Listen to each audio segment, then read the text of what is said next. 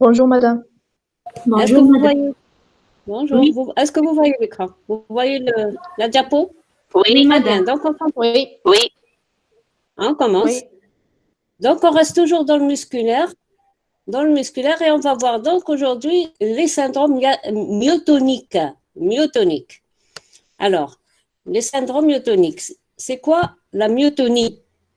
Alors, la myotonie, c'est quoi? C'est une lenteur de relâchement musculaire après une contraction normale.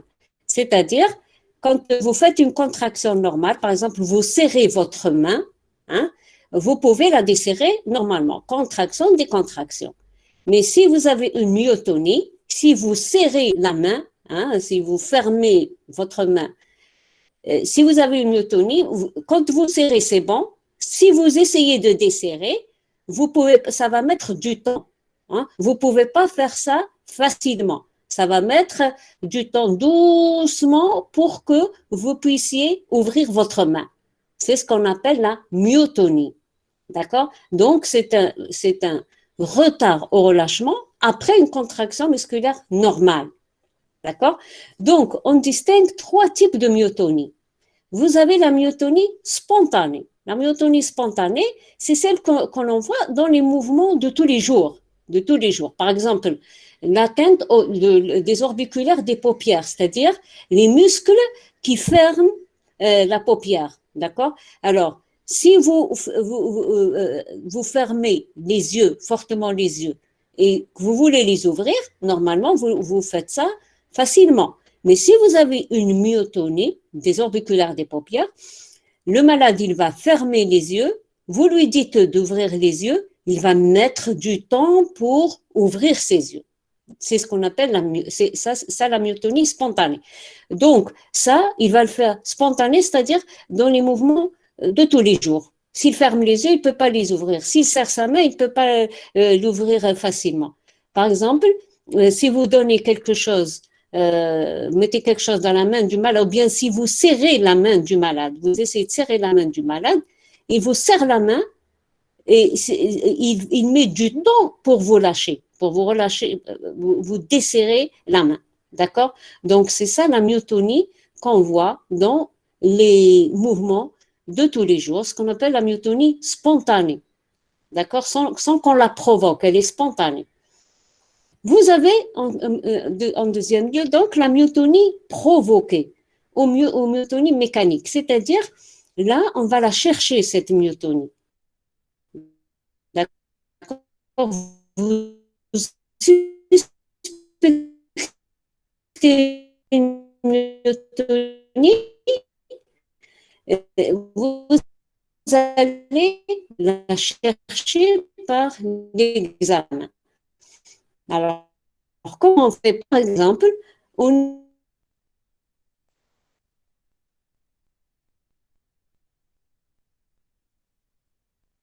Madame, on entend Madame, rien. راح الصوت.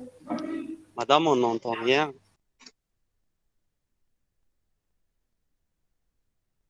quand on tape sur un muscle, il y a le muscle il se contracte et après il se décontracte tout de suite. Et normalement, vous ne voyez même pas cette réaction. Madame, Tellement c'est très vite. Oui, madame راح الصوت كي بديتي تشرحي في la myotonie provoquée. alors Agda, vous m'entendez? Oui, madame. Très bien. Alors la myotonie provoquée, on va aller la chercher, c'est-à-dire par l'examen. D'accord? Donc vous suspectez une myotonie, on va aller la chercher. Alors, on va aller la chercher de plusieurs manières. Une des manières de la chercher, c'est au niveau de la langue. Vous savez que la langue, c'est un muscle. Si vous tapez sur un muscle, il y a une contraction et tout de suite décontraction. C'est tellement rapide que vous ne le voyez même pas. D'accord?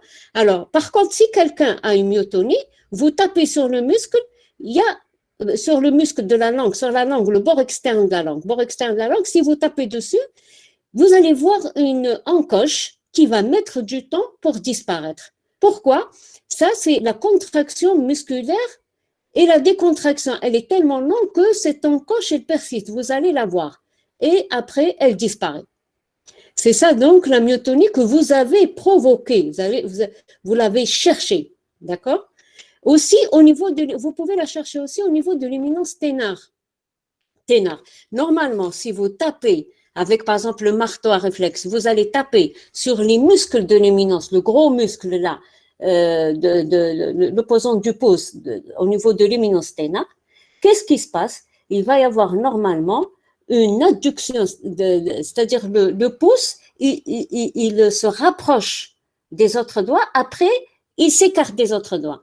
Et ça c'est normal. Quand on tape sur le muscle de l'éminence ténard, on a une adduction suivie d'une abduction.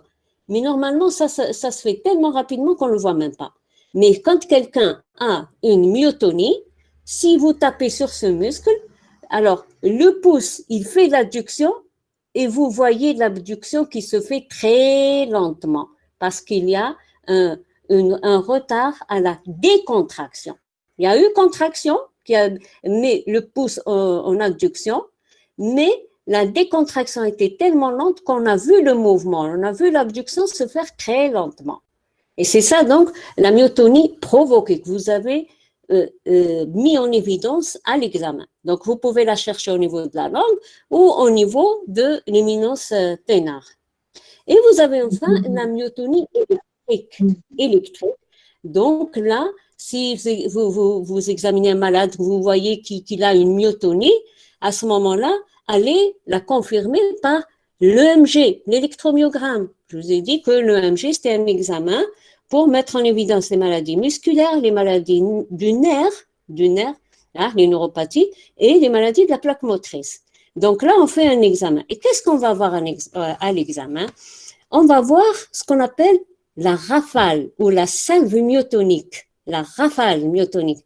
Alors, rafale, c'est quoi? C'est la rafale, par exemple, de la mitraillette. Hein, la rafale de la mitraillette. Quand vous tirez avec la mitraillette, ça fait un bruit caractéristique, ce qu'on appelle la rafale. Ça fait ta, comme ça. Donc, c'est le bruit de la mitraillette. On appelle la rafale. Donc là, alors, quand on fait l'EMG, on voit et on entend, hein, l'EMG, vous entendez le muscle quand il se contracte. On entend les potentiels d'action, on les entend, d'accord? Donc, on voit à l'écran et on entend. Donc, cette rafale, on va l'entendre. Alors, qu'est-ce qui se passe quand il y a une myotonie? On va avoir une augmentation progressive de l'amplitude et la fréquence des potentiels d'action. C'est-à-dire, les potentiels d'action qu'on va avoir, ils ne sont pas égaux. On va avoir une augmentation de leur amplitude, de la fréquence avec le bruit de la rafale, et l'amplitude et la fréquence des potentiels qui augmentent, jusqu'à arriver à 150 cycles secondes, c'est-à-dire 150 potentiels en une seconde. Donc, c'est énorme. Hein? Après, quand ça arrive à cette fréquence-là, 150 cycles secondes, après, ça décroît. Les potentiels vont décroître, et ça donne un bruit. Au début, c'était la rafale, après, c'est le bruit d'un avion en piqué. C'est-à-dire, quand les potentiels d'action vont diminuer en fréquence et en amplitude, ça donne, quand on entend un bruit d'avion en piqué. C'est quoi l'avion en piqué? C'est un avion, je ne sais pas si vous avez déjà vu des avions militaires qui, quand ils font la parade, etc., ils piquent vers le sol. Donc, ça fait un bruit caractéristique. L'avion en piqué, d'accord? C'est-à-dire, il s'approche très rapidement du sol. Ce qu'on appelle, ça donne un bruit vraiment caractéristique d'avion en piqué. Donc, voilà pour ce qui est de la myotonie électrique, c'est-à-dire à l'EMG.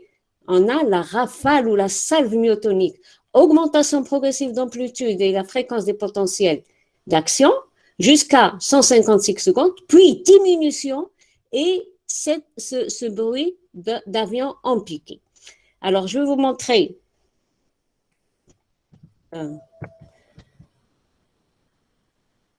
Voilà l'augmentation des potentiels d'action. Regardez, ils sont presque collés les uns aux autres tellement la fréquence est importante. Après, il y a une diminution, regardez, de l'amplitude et de la fréquence. Ça donne au début le bruit d'une mitraillette, la rafale. Après, c'est le bruit d'un avion en piqué. Et ça, cette image-là, c'est vraiment caractéristique de la salve myotonique, de la myotonie à l'EMG.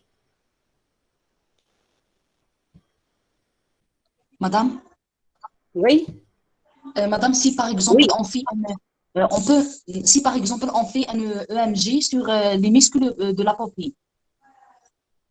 de la paupière. Oui, madame. Madame, on va trouver, madame, ces aspects-là. De n'importe quel muscle touché, bien sûr, hein, par la myotonie, vous allez trouver cette rafale. D'accord. De n'importe quel muscle. Madame, et la myotonie électrique, madame, Mhm. elle est visible sur le plan clinique? Elle est Visible sur le plan clinique. Non, la myotonie, c'est quoi? C'est un retard à la décontraction, n'est-ce pas? Oui, La myotonie, on la voit sur la personne tous les jours, hein, la personne qui ferme les yeux, qui n'arrive pas à les ouvrir, la personne qui serre la main de quelqu'un, n'arrive pas à le relâcher facilement, etc. On la voit en la recherchant, par exemple, en percutant l'immunosténar, etc. Et on la voit, on la confirme en faisant un EMG. d'accord. D'accord? Oui, madame. D'accord? Voilà. Oui. Madame, est-ce que je peux poser une question? Allez-y. Madame, dans la myotonie provoquée, Madame, vous avez dit on tape sur le bord externe de la langue et on voit une encoche qui va mettre du temps pour disparaître. Madame, Voilà. quelle est la différence entre les fasciculations et cette encoche qui va prendre le temps pour disparaître? Les fasciculations, vous La allez langue. trouver des petits mouvements sans arrêt qui ne s'arrêtent pas Ah, d'accord. au niveau de la langue. C'est des petits mouvements sans arrêt, d'accord? D'accord. Tandis que là, non. Tandis que là, c'est une grande encoche comme ça et elle met du temps pour disparaître. D'accord? Madame, je vous remercie, oui. Merci. Voilà, ma fille.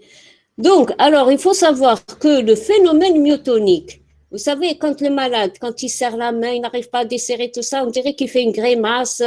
C'est seulement parce qu'il n'arrive pas à desserrer facilement sa main, ses yeux, etc. Mais en fait, le phénomène myotonique, la myotonie n'est pas douloureuse. Elle n'est pas douloureuse, d'accord? Et elle s'épuise à la répétition du geste.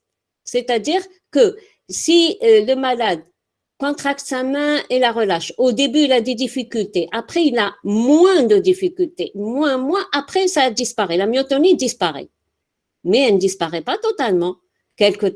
Après, elle va réapparaître. D'accord? C'est ce qu'on appelle le phénomène d'échauffement, c'est tout. C'est-à-dire, le malade, il va fermer les yeux, il va les ouvrir, fermer, ouvrir, fermer. À un moment donné, il n'y a plus de myotonie.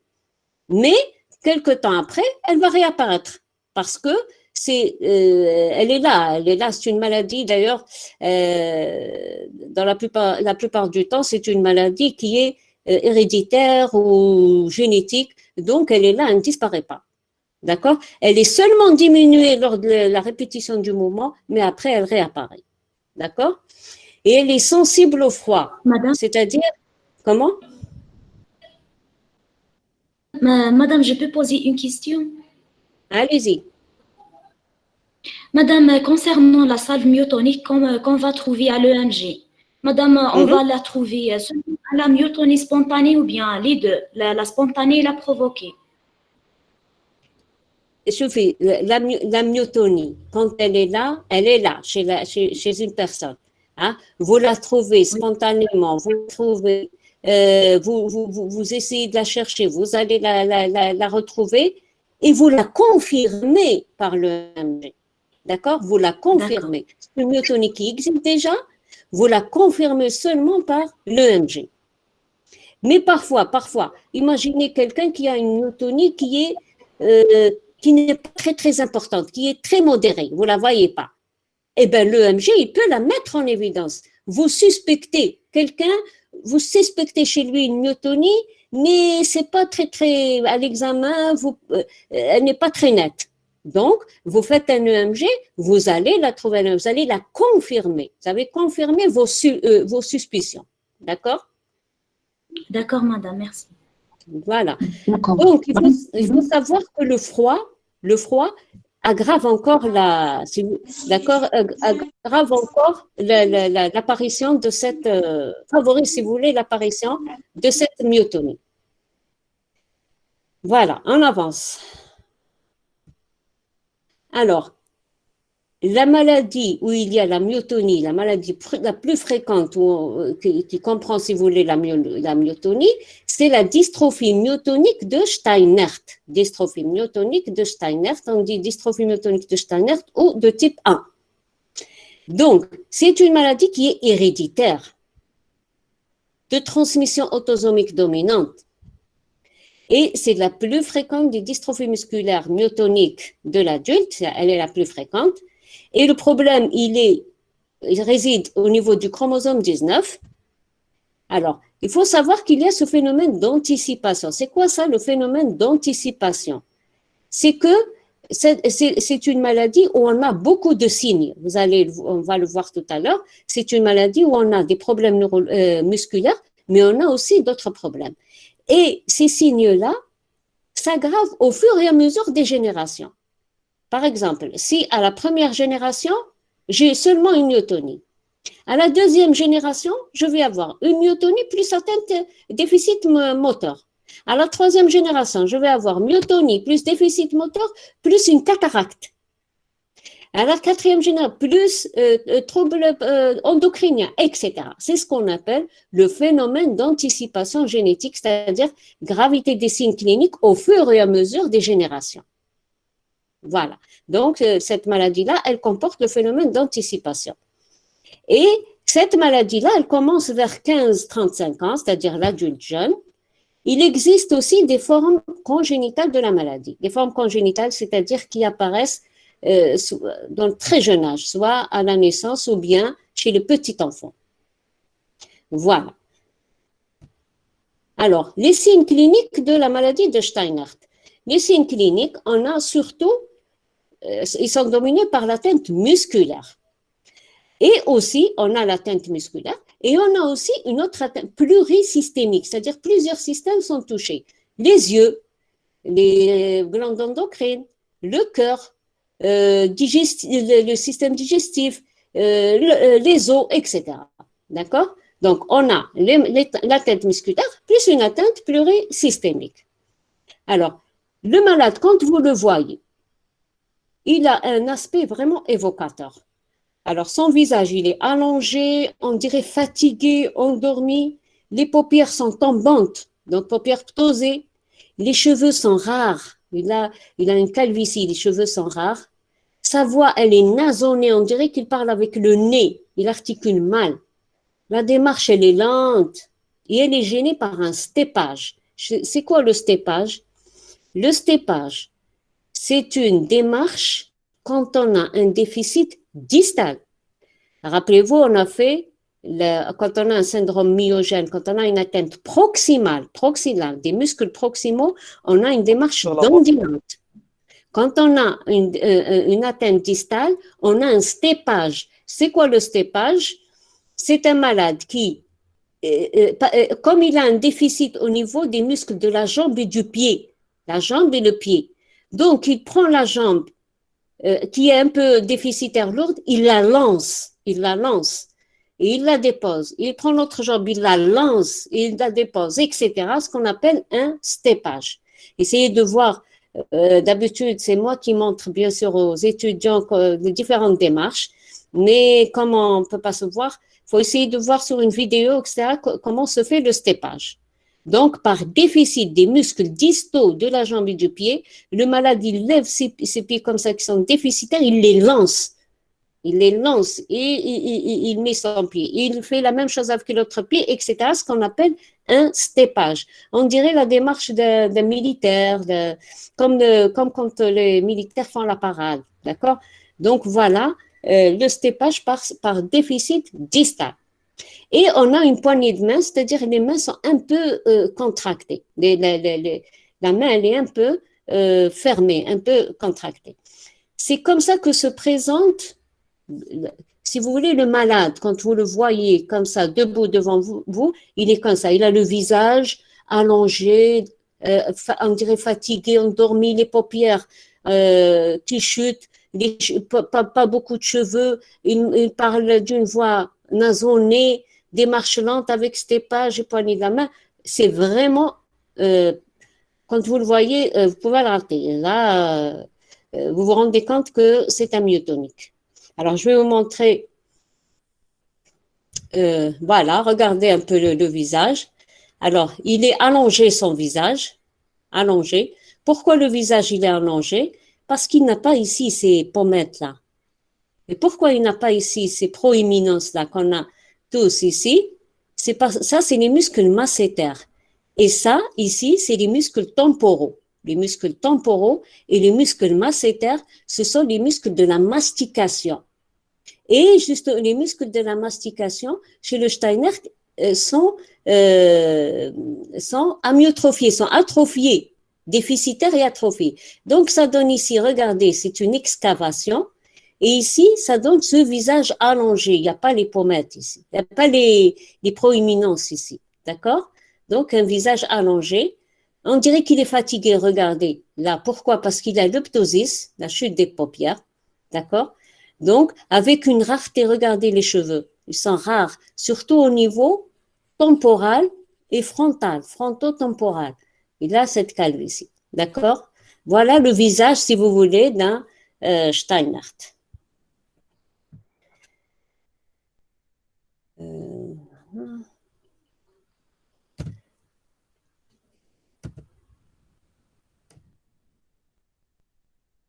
Où est-ce que je suis?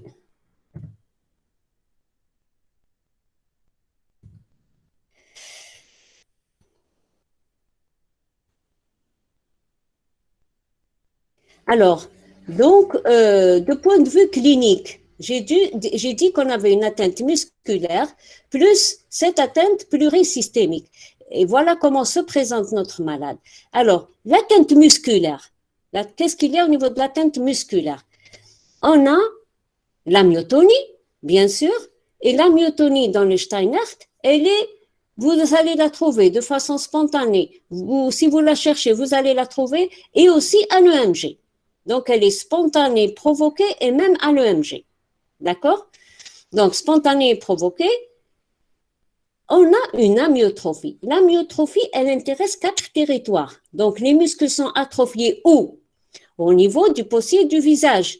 Donc, on va trouver un ptosis, comme on a vu tout à l'heure. Donc, chute des paupières. Au niveau des masticateurs, rappelez-vous, je vous ai dit qu'il y avait une atteinte des masséters et des temporaux, les muscles responsables de la mastication. Donc, on va avoir un allongement du visage. Il n'y a plus les proéminences au niveau bas, et on a une excavation au niveau des fosses temporales parce que les muscles masticateurs sont atrophiés. On a aussi les sternocléidomastoïdiens, les muscles du cou, les 2 muscles du cou ici, qui permettent de relever la tête, les sternocléidomastoïdiens, qui sont déficitaires. Donc, la tête du malade, elle va chuter en avant. Il a tendance la tête a tendance à chuter en avant. Et vous avez, donc, le 4e territoire touché, c'est les muscles distaux, surtout des membres inférieurs. Alors, muscles au membre supérieur, c'est le long supinateur au niveau de l'avant-bras, et les membres inférieurs, c'est les péronniers, au niveau de la jambe. Et quand les muscles de la jambe sont touchés, le malade fait un stépage, parce que c'est les muscles distaux qui sont touchés. Donc, on a une amyotrophie qui touche les possiers du visage, ça va donner un ptosis. Les masticateurs, ça va donner un allongement du visage avec excavation des fosses temporales. Les sternocléidomastoïdiens, donc chute de la tête en avant. Et les muscles distaux, au membre supérieur, non supinateur, membre inférieur, les péronniers, ce qui donne la démarche en stépage. Voilà. Donc, l'atteinte musculaire, on a la myotonie, on a la myotrophie et bien sûr le déficit moteur au niveau de ces 4 territoires. Si vous avez un muscle qui est atrophié, automatiquement, il y a un déficit moteur. D'accord? Et ça va donner, ce déficit moteur, il va donner une réduction de la mimique puisqu'on a les possiers du visage qui sont amyotrophiés, déficitaires. Donc, la mimique, c'est-à-dire le malade, on ne sait pas s'il est gai, s'il est triste, c'est-à-dire la mimie du visage, son visage ne montre rien du tout. D'accord? Tellement on ne sait pas il peut pas rire, il peut pas sourire, il peut pas être triste, il peut pas, puisque les muscles sont déficitaires. Donc, on a une réduction de la mimique, on a une faiblesse de la voix, le malade parle de façon nasonnée, mal articulée, etc. Chute de la tête en avant, puisqu'on a un déficit du sternocleidomastoïdien, et un steppage, parce qu'on a un déficit des muscles de la jambe. Voilà. Vous faites un EMG, et bien vous allez trouver la myotonie électrique, la rafale myotonique. Est-ce que ça va pour les manifestations musculaires? Madame, Oui. Madame, est-ce qu'il y a une relation entre le syndrome myogène qu'on a vu au niveau des syndromes topographiques et ce syndrome myotonique? Du syndrome myotonique, effectivement, là aussi, on a, c'est une dystrophie musculaire. Donc, c'est une atteinte myogène. Seulement, là, c'est plus, si vous voulez, fonctionnel. Il y a un déficit, il y a une atrophie, etc. On a un syndrome myogène. Mais là, le syndrome myogène, il touche surtout les muscles distaux. Alors, normalement, je vous ai dit la dernière fois que dans le syndrome topographique, que le syndrome myogène touche surtout, le déficit touche surtout les muscles proximaux, n'est-ce pas? Mais j'ai dit généralement, généralement. Et on a des exceptions. La preuve, c'est cette maladie-là. C'est une exception. Ou c'est une maladie musculaire, mais c'est les muscles distaux qui sont touchés. Et en plus, on a surtout un problème fonctionnel qui est la myotonie. D'accord? C'est plutôt la fonction musculaire qui est touchée. Allez-y. Oui, madame. Madame, le signe de la dissociation oculo-palpébrale, madame, on va le trouver ici dans le syndrome myogène? Ou bien dans le syndrome myogène ou bien dans le syndrome... La dissociation oculo-palpébrale. Dissociation oculo-palpébrale. Hein? Oui, madame. Bon grave. Hein? Madame, je l'ai trouvé dans le syndrome, normalement dans le syndrome myotonique. Madame, mais je suis pas sûre, madame, parce que c'est une atteinte de la paupière. Là, ici, bon, faut pas trop entrer dans les détails. Hein. Là, il faut juste savoir qu'on a les muscles. C'est pas les muscles qui permettent de bouger les yeux. Non, c'est les muscles pauciers du visage qui sont touchés. D'accord? Donc, on n'a pas cette dissociation. C'est les pauciers du visage, c'est pas les muscles. Parce que vous avez les muscles qui font bouger les yeux, comme les muscles, le droit supérieur, le droit inférieur, etc. Mais là, c'est pas ces muscles-là qui sont concernés. Là, c'est les muscles de la peau du visage qui sont concernés. D'accord? C'est pas la même chose. D'accord, madame. D'accord. Ok. On avance? Donc, oui, madame. On a vu, je vous ai dit que dans cette maladie, on avait les troubles moteurs, les troubles musculaires, donc myotonie, amyotrophie et déficit, et on a une atteinte plurisystémique en plus, c'est-à-dire les autres organes qui vont être touchés. Alors, on peut avoir des manifestations psychiques. C'est des malades, généralement, le Steinert, c'est un malade qui a des troubles de mémoire, de l'attention, qui est un peu débile, si vous voulez. Il est un peu débile, détérioration intellectuelle, il a des fois des problèmes caractériels, hein, par exemple, il s'emporte très facilement, etc. Donc, il peut avoir des manifestations psychiques, mais qui ne sont pas très, très importantes. Hein. C'est pas la folie, là. C'est pas la psychose, la névrose, etc. C'est juste un petit retard intellectuel, des troubles du caractère, troubles de l'attention, etc. Voilà. Le Steinert, il a aussi des problèmes oculaires. C'est très, très fréquent chez le Steinert, la cataracte. Généralement, une cataracte bilatérale, les deux yeux. D'accord? Elle est très fréquente chez le Steinert. Autre atteinte, l'atteinte endocrinienne. Alors, l'atteinte endocrinienne, surtout l'atteinte gonadique. Donc, des gonades chez l'homme et chez la femme. Chez l'homme, ça crée une diminution de la libido, une impuissance sexuelle, même atrophie testiculaire.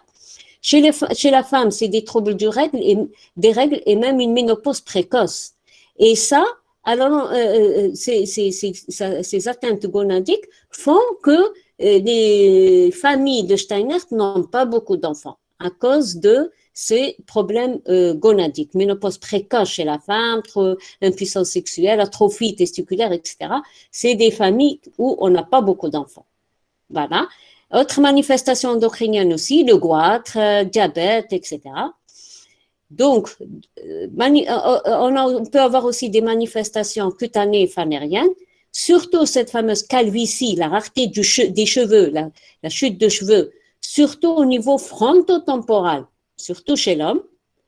Chez le Steinert aussi, la peau est amincie, elle est sèche, les dents sont défectueuses, donc des manifestations cutanées fanériennes.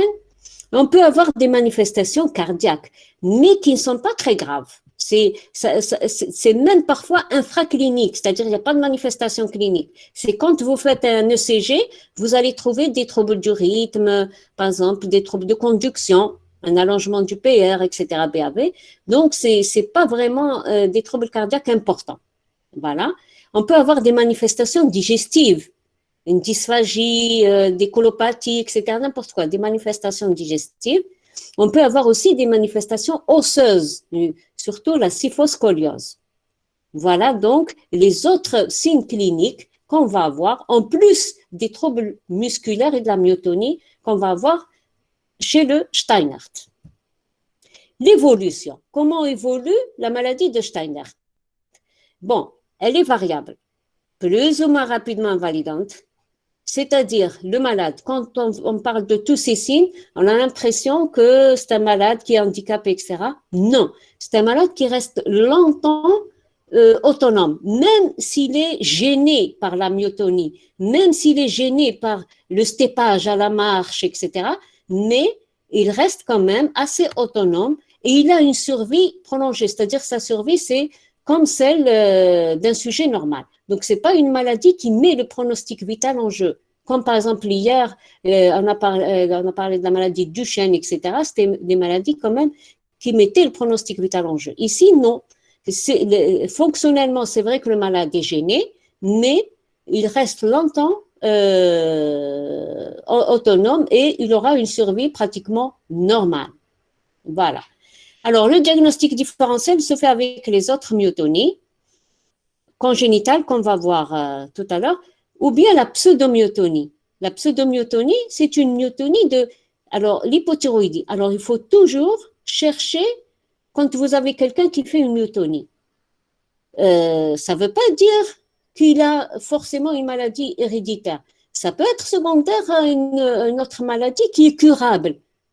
D'accord? Comme l'hypothyroïdie. Quelqu'un qui a une hypothyroïdie, il peut faire un retard à la décontraction. Vous savez que quelqu'un qui fait une hypothyroïdie, il est toujours très lent, etc.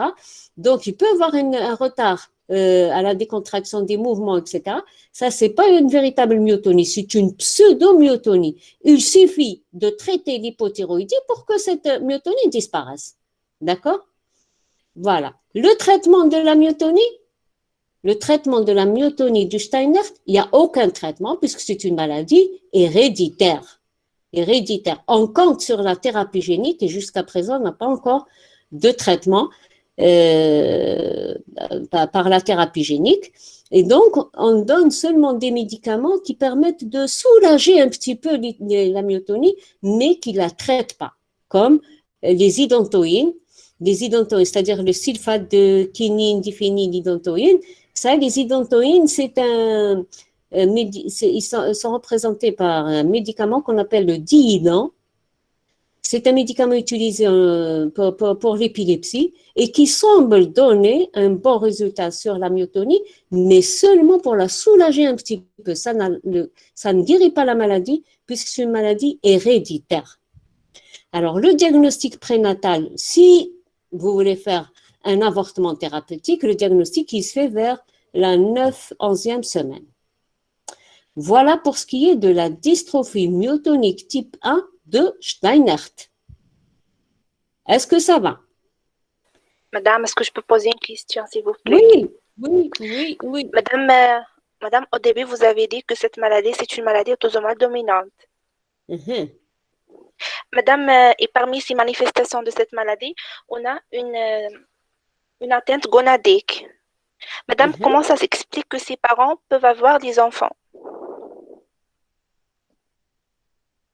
On peut avoir des enfants puisque c'est pas. Et effectivement, il y a une atteinte gonadique, mais qui n'est pas totale.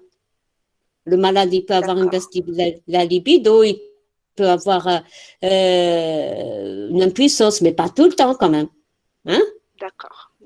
Oui. D'accord? La femme, elle Oui. va avoir une ménopause précoce. Par exemple, ménopause précoce aussi à 30 ans. Mais elle peut avoir des enfants à 25 ans, 26 ans, 27 ans. D'accord? Oui. D'accord, Mais merci. ils n'auront pas le temps d'avoir beaucoup d'enfants, c'est ça. C'est des familles qui ont des enfants, mais ils n'auront pas le temps puisque il y a la ménopause précoce, il y a l'impuissance, etc. Ils ne peuvent pas avoir beaucoup d'enfants. Ils auront des enfants, mais pas beaucoup. D'accord? D'accord. Oui. Voilà. Donc, on a terminé avec la dystrophie type 1. Deux mots sur la dystrophie type 2. Là, c'est comme la dystrophie type 1, c'est-à-dire le Steinhardt, mais là, c'est les muscles proximaux qui sont touchés. On a une forme comme le Steinhardt, mais qui touche les muscles proximaux. Elle est moins sévère, si vous voulez, mais elle est très, très rare par rapport au Steinhardt. La maladie la plus fréquente, c'est le Steinhardt. Celle-là, c'est ce qu'on appelle le proximal myotonique dystrophie, qui touche les muscles proximaux. C'est tout. Sachez que ça existe et c'est tout. Voilà. On va voir maintenant rapidement les myotonies congénitales. Les myotonies congénitales, donc ça, c'est des myotonies qui surviennent à la naissance ou chez le petit enfant. On a deux formes. La myotonie dominante de Thomsen et récessive de Becker. Et les deux sont portés par le chromosome 7. Le Thomsen, la maladie de Thomsen, elle a été décrite par un médecin danois qu'on appelle Thomsen, appelé Thomsen. Il était lui-même atteint de la maladie. Donc, quand je vous dis ça, ça veut dire que c'était pas une maladie grave, il n'y avait pas de signes psychiques comme dans le Steinhardt, puisqu'il est arrivé à être médecin, tout en portant la maladie. D'accord? Donc, Thomsen, c'est un médecin danois du Danemark qui a décrit cette maladie sur lui-même. Donc, c'est une maladie qui apparaît à la naissance, dès la naissance. Et déjà, on peut la voir sur le bébé. Comment on la voit? Quand il ferme les yeux, il a du mal à les réouvrir. Donc, la fermeture prolongée des yeux, il a du mal à les réouvrir. Là, déjà, on suspecte la maladie. C'est la myotonie. Donc, et cette maladie, avec l'âge, qu'est-ce qu'il va y avoir? Il va y avoir la myotonie. Et ici, contrairement au Steinhardt, on a une hypertrophie musculaire généralisée, donnant un aspect herculéen. Herculéen, je ne sais pas si vous connaissez Hercule, hein, dans la mythologie grecque. Hercule, c'est le type avec plein de muscles, etc. Donc là, ça donne tellement, ce malade, il a une myotonie plus cette hypertrophie qui lui donne cet aspect herculéen. Voilà. Et c'est une maladie qui, lors de, si vous voulez, la puberté, elle passe un peu par une période de gravité où les signes s'accroissent, puis elle se stabilise et elle est compatible avec une vie tout à fait normale. Tout à fait normale. D'ailleurs, regardez, Thomsen qui l'a décrit, il est devenu médecin, il a vécu normalement comme un sujet normal. Donc là, contrairement à Steinhardt, on a la myotonie plus une hypertrophie musculaire généralisée. On va voir un... Voilà, regardez ici, quelqu'un qui a un Thomsen, regardez tous ses muscles, hein, plutôt développés. D'accord?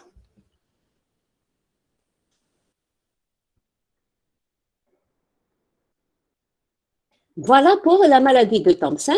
La maladie de Becker, donc Thomsen et Becker, ce sont deux maladies donc congénitales, l'une dominante et Becker transmission récessive. Le Becker, il apparaît vers 5-10 ans, donc chez le petit enfant, contrairement au Thompson, c'est tout. Même chose, on a une myotonie qui est un peu plus sévère que chez le Thompson. Même chose avec une hypertrophie musculaire qui est plus marquée encore dans le Thompson et des accès de faiblesse. Alors, l'évolution, le maladie va s'aggraver jusqu'à l'âge de 20-30 ans. Après, il se stabilise, il va mener aussi une vie normale. Donc, le Becker, il est comme le Thompson, mais les signes sont un peu plus sévères, juste un peu plus sévères, mais de toute façon, c'est comme le Thompson, le Becker, le malade Becker, il va avoir une vie tout à fait normale aussi. Il s'aggrave, à un moment donné, il se stabilise, il va mener une vie tout à fait normale. Voilà. Alors, oubliez la physiopathe, on n'a rien à foutre. Le traitement des maladies Pardon, madame. Oui. Hier, on a étudié la maladie de Becker. Dans les Ah non, ça maladies. c'est d'accord. Elle dit que c'est le Becker, c'est une autre maladie. Hein. Effectivement, c'est le même nom, mais l'autre, c'est le syndrome myogène typique. C'est des dystrophies musculaires, tandis que là, c'est une dystrophie myotonique. C'est vrai que c'est le même nom, c'est pas la même maladie, d'accord?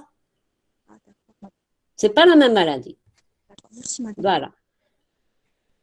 Alors, le traitement des maladies congénitales, des myotonies congénitales, alors, le traitement, il repose, comme je vous ai dit, c'est comme pour le Steinert. On utilise des médicaments comme le Mixity, le Diidon, le Tegretol, qui sont des antiépileptiques et qui semblent donner une bonne action sur la myotonie, semblent la diminuer sans pour autant la guérir, étant donné que c'est des maladies héréditaires. Il n'y a pas un traitement curable, sauf la thérapie génique. Voilà. J'ai terminé. Est-ce qu'il y a des questions à poser? Madame, Oui. est-ce que je peux poser une autre Oui, question? allez-y. Madame, dans la maladie de Thompson, est-ce qu'on aura un déficit moteur? Qui n'est pas très important. Il y a un petit déficit, mais qui n'est pas important puisque le malade il peut mener une vie tout à fait normale. Il peut étudier, il peut tout faire. Il y a un déficit jusqu'à la puberté, il y aura un déficit, mais qui n'est pas très important. D'accord. Voilà. Est-ce que ça va?